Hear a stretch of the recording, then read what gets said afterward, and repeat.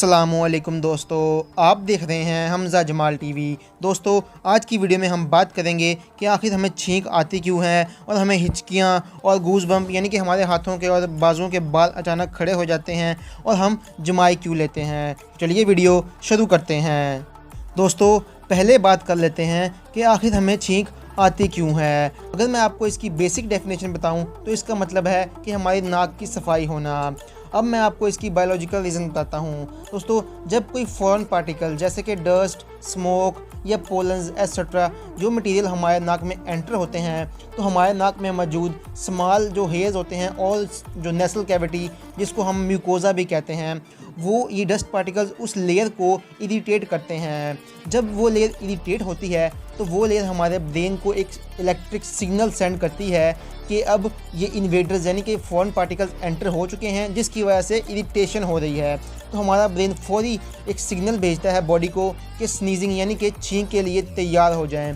उसके सिग्नल के रिस्पांस में हमारी बॉडी रिस्पांस करती है और अपने आप को उस छींक के लिए तैयार करती है। अब होता यह है कि जब हमें छींक आनी होती है तो हमारी आंखें बंद हो जाती हैं, हमारी जो ज़ुबान है वो मुंह के फ्लोर यानी कि उसमें नीचे बैठ जाती है और हमारे मसल तैयार हो जाते हैं। दोस्तों, ये सारा काम चंद ही सेकंड्स में होता है और जब ये सिग्नल प्रॉपर फंक्शन पूरा हो जाता है तो हमें छींक आती है। अब बात करते हैं कि हमें हिचकियाँ क्यों आती हैं। दोस्तों, हिचकी आने की मेन वजह हमारी बॉडी में मौजूद डायाफ्राम है। अब डायाफ्राम क्या होता है? दोस्तों, डायाफ्राम हमारे लंग्स और हमारे स्टमक के दरमियान एक डोम शेप यानी कि गुंबद नुमा स्ट्रक्चर को कहते हैं।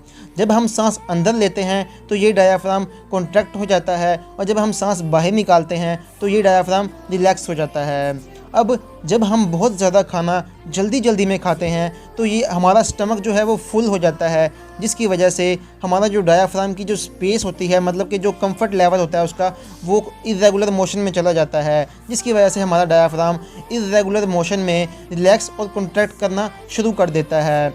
इस रिलैक्सेशन और कॉन्ट्रैक्शन की वजह से अचानक हवा हमारे अंदर जाती है और हमारे वोकल कॉर्ड्स अचानक गुजरती है, जिसकी वजह से हमारा वोकल कॉर्ड अचानक बंद होता है। जब वो अचानक बंद होता है इससे हिचकी की आवाज़ पैदा होती है।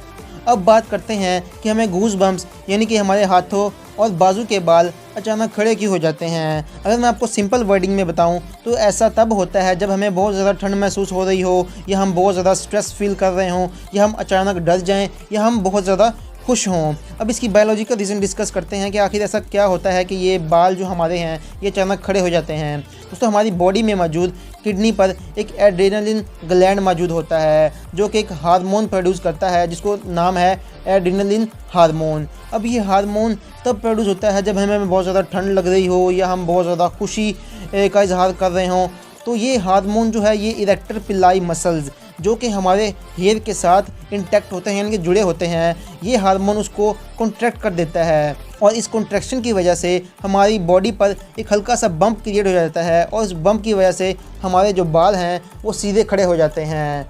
अब बात करते हैं कि हमें उबासी क्यों आती है। दोस्तों, उबासी आने की कई वजूहात हो सकती हैं, हम इनको बारी बारी डिस्कस करते हैं। दोस्तों, पहली वजह तो ये है कि जब हमारी बॉडी बहुत ज़्यादा थक जाती है तो हमें उबासी आती है। ऐसी सिचुएशन में हमें ज़्यादा से ज़्यादा पानी पीना चाहिए ताकि हमारी बॉडी नॉर्मल कंडीशन में आ जाए और हमें उबासी आना बंद हो जाए।